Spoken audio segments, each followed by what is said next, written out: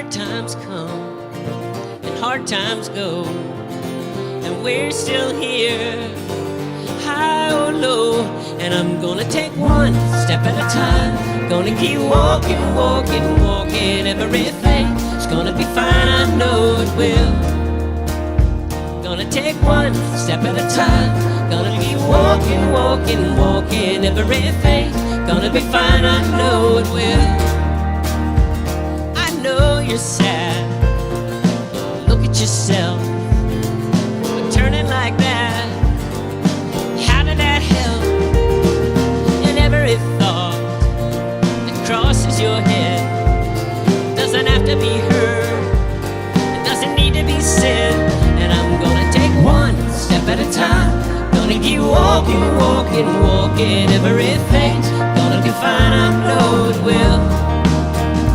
Gonna take one step at a time, gonna keep walking, walking, walking. Everything's gonna be fine, I know it will. Next time try to knock before you break my door down, before you deal me such a clumsy blow. I could build a wall with all this faith you tore down, if I could see where all the pieces go.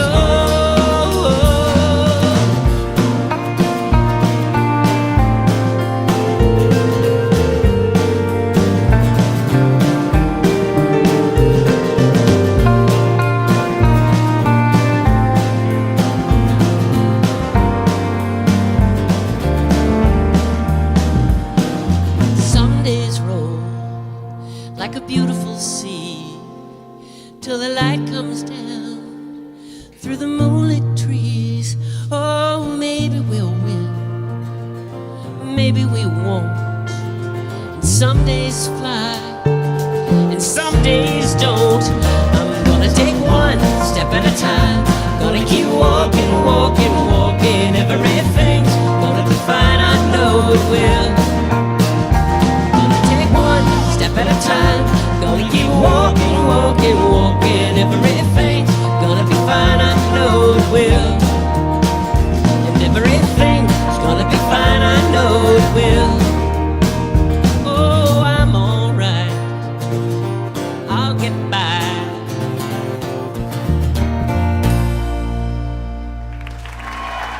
Thank you, you wonderful men. Thank you so much.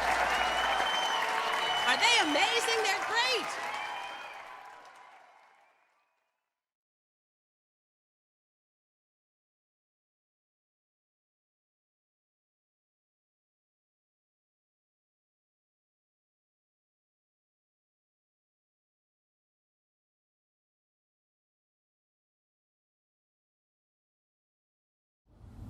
Good evening. I'm the Reverend Jennifer Brower, and this is Soulful Sundown. On behalf of the members of the Unitarian Universalist congregation at Shelter Rock and the members of our ministry team, it's my pleasure to welcome you to tonight's gathering. Whether you've been coming to Soulful Sundown for years and we know each other well, or if you've never been to Soulful Sundown before, know that the musicians of the Cosmic Orchestra and I, and our student minister, Aaliyah Shinbro, are very glad that you're here with us tonight. Although our interaction is limited to the time we're live here on Facebook, and is possible only through the chat, your presence does truly make a difference. Your presence and your participation through the chat makes a difference in the spirit of community that we create together.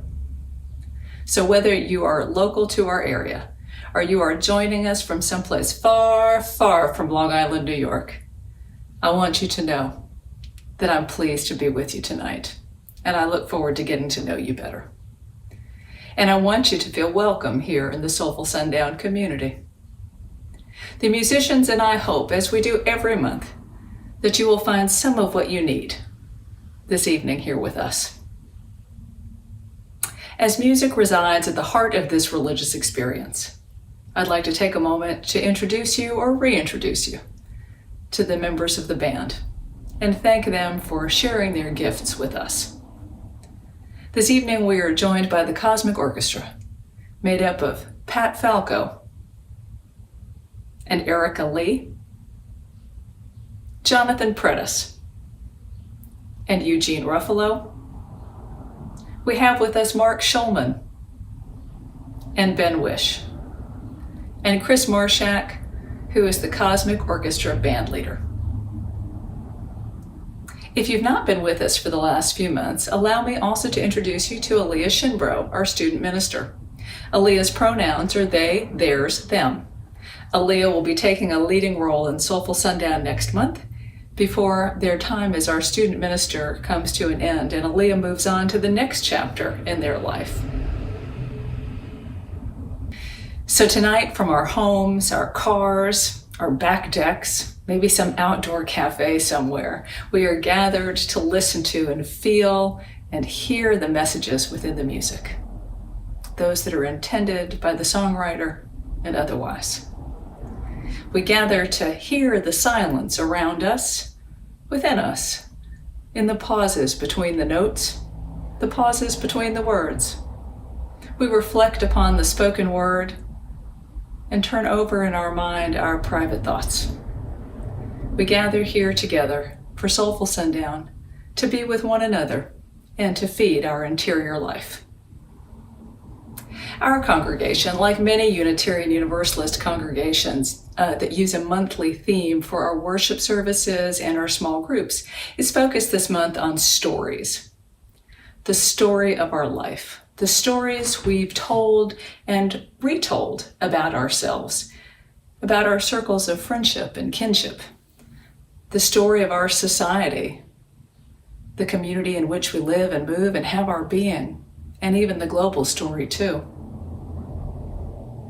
We human beings are gifted storytellers and longtime story keepers, with religious and community histories passed down through the oral tradition before they were etched on a wall or carved on a stone or written on a sheet of papyrus and tucked away in some clay pot like the Dead Sea Scrolls. Humans have gathered to tell and retell our stories to each other, handing them down from one generation to the next. And it's been found that we are much better at remembering dates and details if we are given them in a story. I bet you know that from lived experience. I know I do. I can remember so much more from stories that were read to me or that were told to me when I was a child. But of course, stories are not written in stone, even if they were once carved on a wall. Human beings revise and embellish with time. Every story is ultimately edited slightly or not so slightly. They're changed in the retelling. They're changed based on the context of that moment. Our storytelling shifts a little according to the audience and the purpose of the story, and where our heart and mind are focused in that moment. So we and our shared community have an evolving story, a story that's being written and revised all of the time. Tonight we kindle the flame of our chalice, the symbol of Unitarian Universalism, with these words in mind. Opening the book of life, turning to a page yet to be written, crafting a story never before told, may we fill each fresh page mindfully, authentically, as we write our story into being. And by our presence together, may we inscribe on the pages courage and humor and gratitude and hope.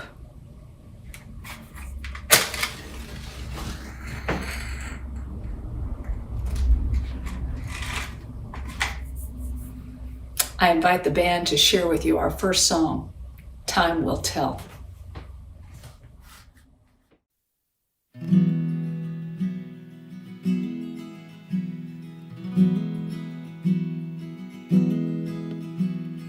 Turning in the grain again, the bells begin to chime. Time, she says, there's no turning back. Keep your eyes on the track, and through fields, somewhere there's blue. Oh, time will tell, she'll see us through.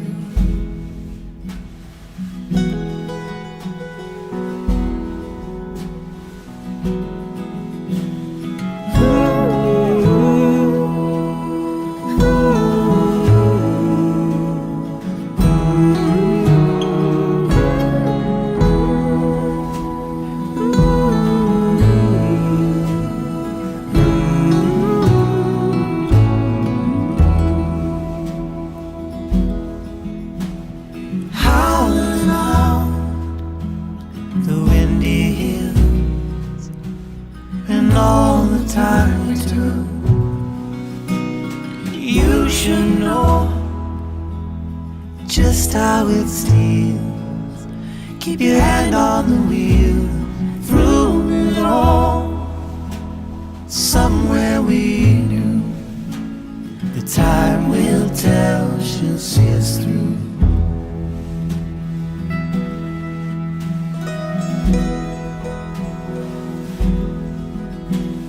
And all fire and flames took all we trust. We're kicking up dust. Stations fade just like they do. Oh, time will tell, we always knew.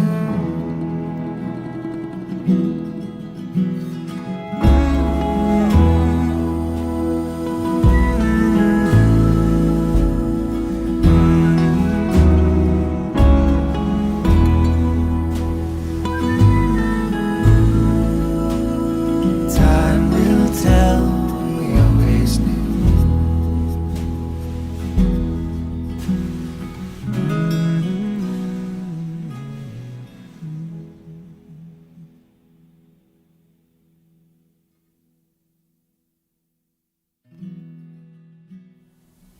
On a quiet night, I stumbled across that song, and when I hit repeat for the 5th time, I knew that I was going to ask the Cosmic Orchestra to bring that song to life so that we could share it with you too. Like so many songs about the passing of time, this one, although not terribly slow in tempo, still has that swaying, slightly melancholy sound. Although it may not match your interior life right now, I hope you'll still find resonance with it. Its lyrics remind us of the annual rhythm of the changing seasons by turning in the grain again. We can hear the bells of time chime, alerting us to the fact that there is no turning back, that time is passing.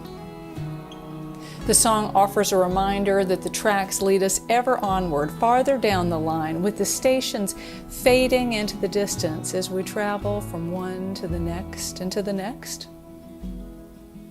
And somehow, even in its wistful sound, there is the reassurance that even though time is passing, even though all things will be revealed in time, that time will tell. Time, like an ethereal companion, will see us through. Friends, we are in such a strange time now. This time of slowly or not so slowly emerging from a global disaster which has brought loss on an epic scale. A time of trauma and uncertainty, and of sharpening our awareness of what really matters to us. We are between what was before the start of the COVID-19 crisis and what is yet to be when managing the pandemic slides even farther from occupying the place of priority and urgency and center in our lives. This strange place is what we could easily call liminal time or liminal space. The word liminal coming from the Latin meaning threshold. We are crossing from one space into the next. It's been described as a place of transition, or a season of waiting, a time of not knowing. Now, some might say that we were collectively plunged into liminal space at the start of the pandemic, and that's likely true.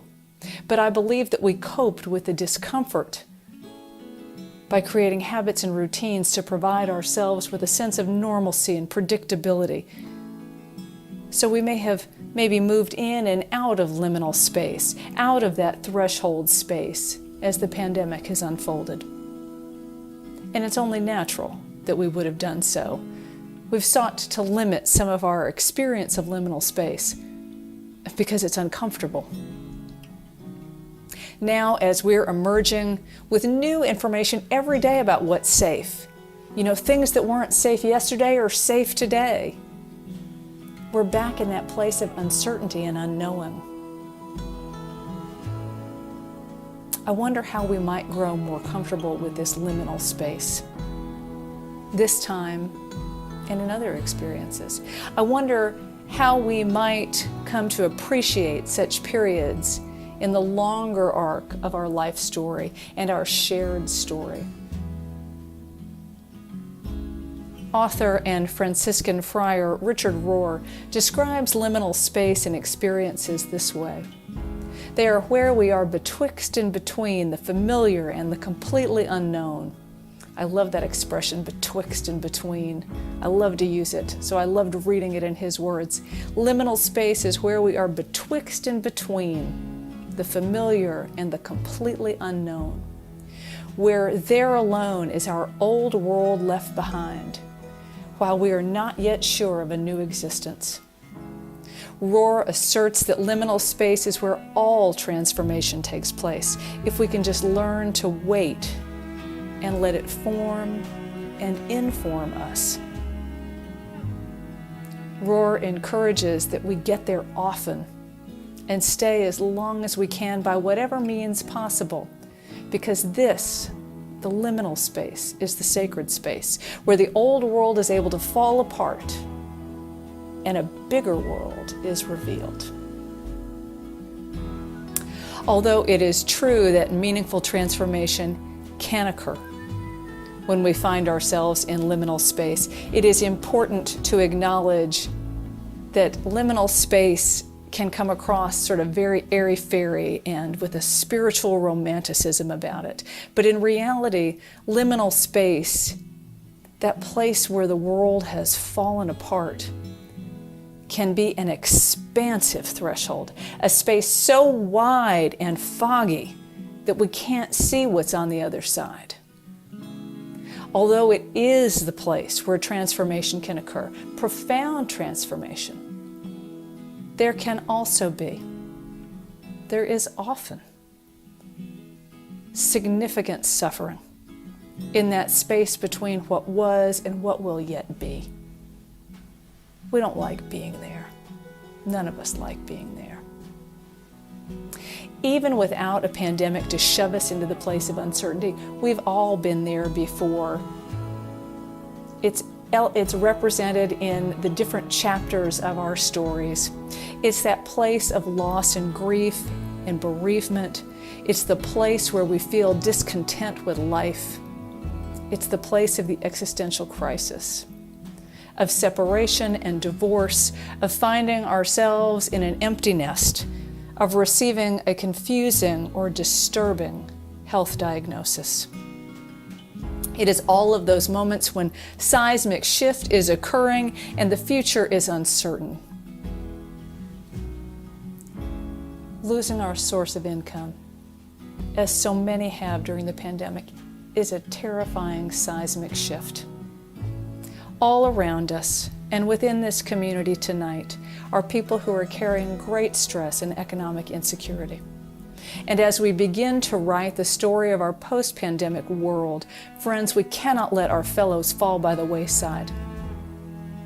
The pandemic revealed our fundamental interdependence and interconnection. We cannot pretend that it does not exist now as we begin to move past the pandemic.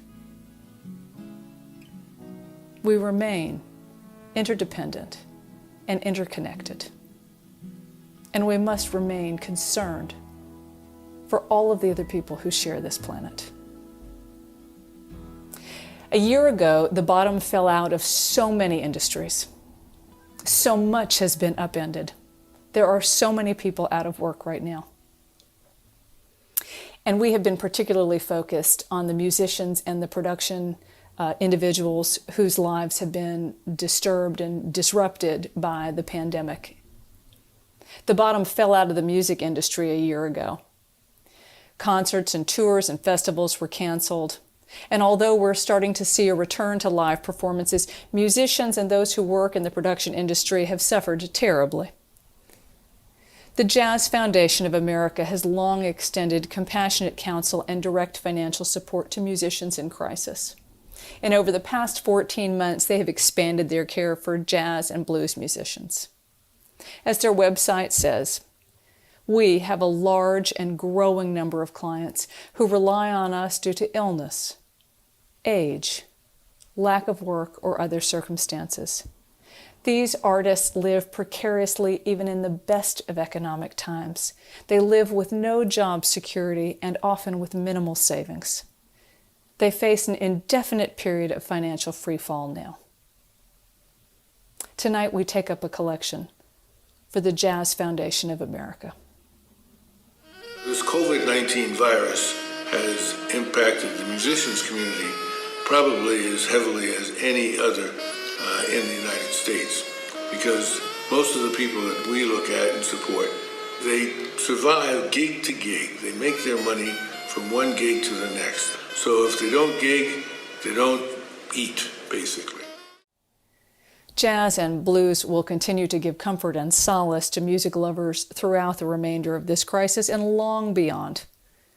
Let us bring comfort and care and assurance to those artists. Donation information will be available here on Facebook and elsewhere when this service is posted to YouTube. I have to be honest, I don't know all the details of that.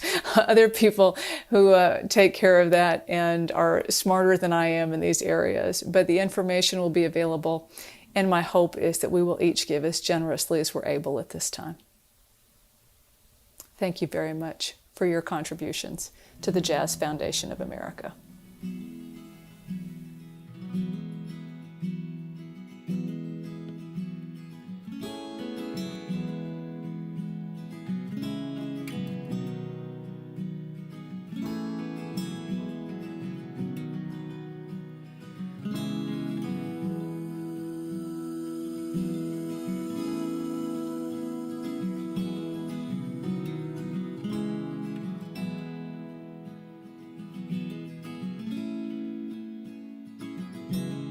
Many years ago, before I was diagnosed with celiac disease, so more than a dozen years ago, at the end of a meal of Chinese takeout, I cracked open a fortune cookie. I remember I was standing in front of the dishwasher just about to load it, and I thought, I'll have this cookie before I do that. I broke it open, and what I found was not a fortune, but a question. What time is it now? The question on that little slip of paper stopped me cold that night. And I wondered, well, what time is it now? What time is this in my life? Where are we in my story? And in a free associative flood of images and feelings, memories of all of these different life stages came at me. It was quite an evening. I mull over that question fairly often. I saved it. That little slip of paper from the fortune cookie. What time is it now? As I think about our collective story these days, I ask that question. It's liminal time and liminal space, to be sure. But what might we say about it? How does this time fit into the longer story? I so wish I could hear your answers tonight. What might you say about this time? We are now in the time where the most pressing fears of living through a global pandemic have passed. Sort of. We think. We hope. In most of our country, at least. For many, it has felt like time stood still for the past 14 months. A whole bunch of us can't quite recall what we were doing at different points in the last year. I marvel at how often I ask my colleagues and friends, and am asked by congregants, my colleagues and friends, did we do this last year? Did we do that last year? And I often think, damned if I know. But instead of standing still, time has been ticking on. And even with our fuzzy minds, we have been working on ourselves and our narrative.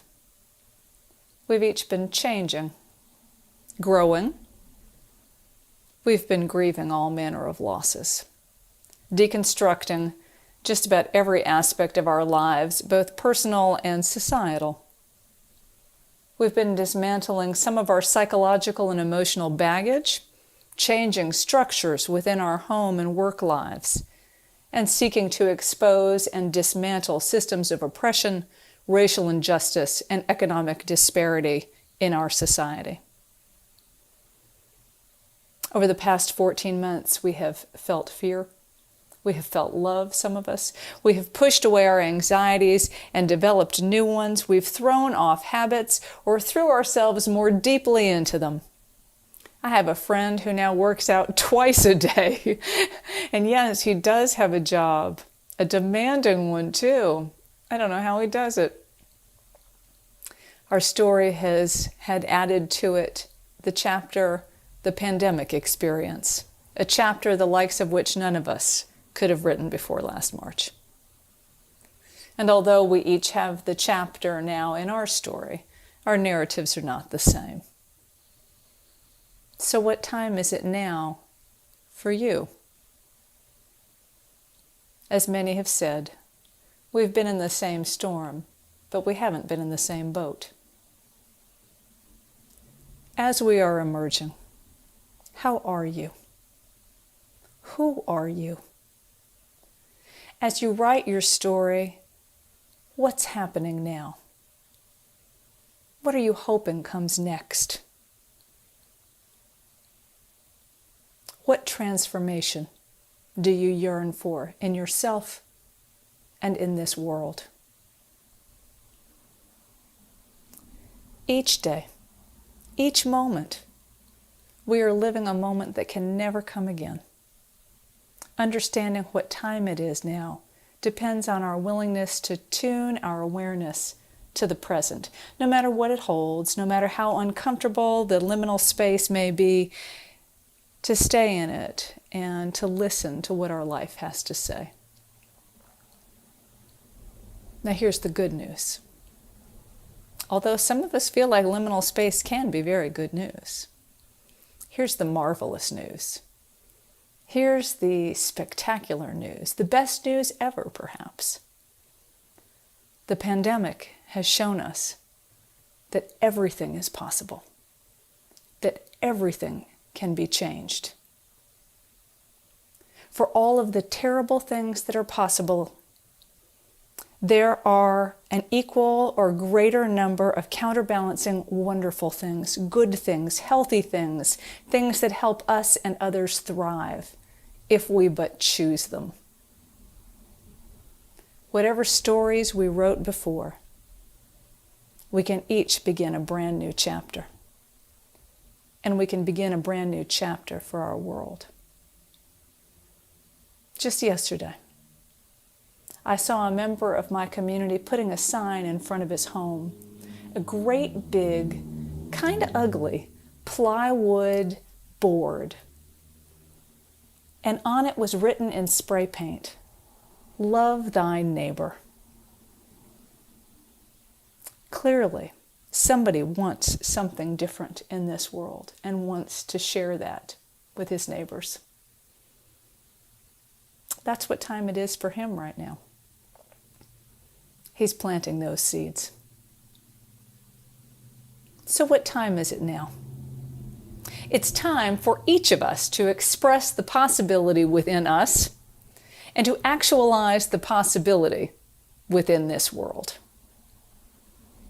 As we prepare to bring this evening to a close, I share with you these words, the words of Donna Markova. I will not die an unlived life.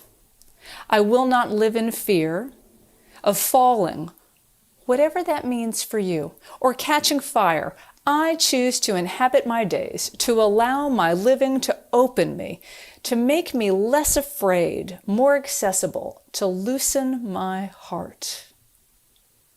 To live so that that which came to me as a seed goes to the next as blossom, and that which came to me as blossom goes on as fruit.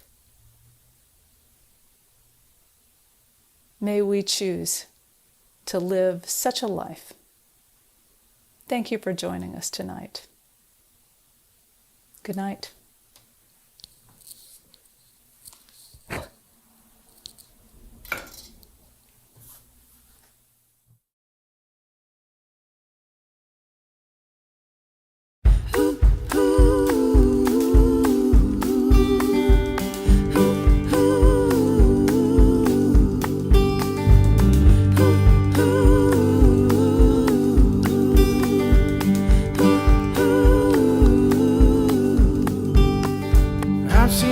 Wonders that I barely could believe.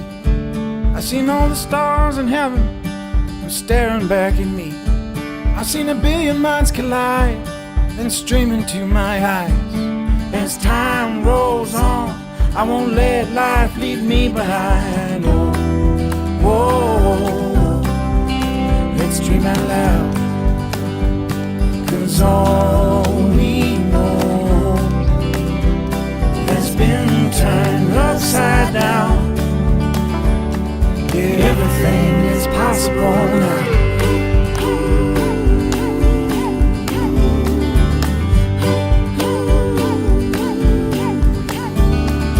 I've seen things my father said he never thought I'd see. I wonder what my kids will find to roll their eyes at me. I can see the future coming, and man, it's such a sight. But time will waste me, I don't stop wasting time. Whoa, let's dream out loud, 'cause all we know has been turned upside down. Yeah, everything is possible now. Yeah, everything is possible now. Yeah, everything is possible now.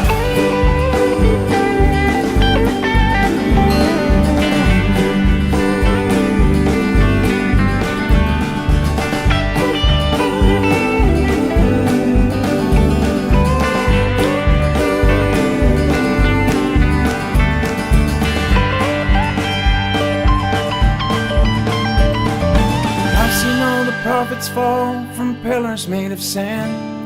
I've seen the truth drag through the mud and never heard again. I've seen the precious water flowing, stolen by the blind. And you got yours, now you want all that's left of mine. Whoa, let's dream out loud, 'cause all we know has been turned upside down. Yeah, everything is possible now. Yeah, everything is possible now. Yeah, everything is possible now. Yeah, everything is possible now.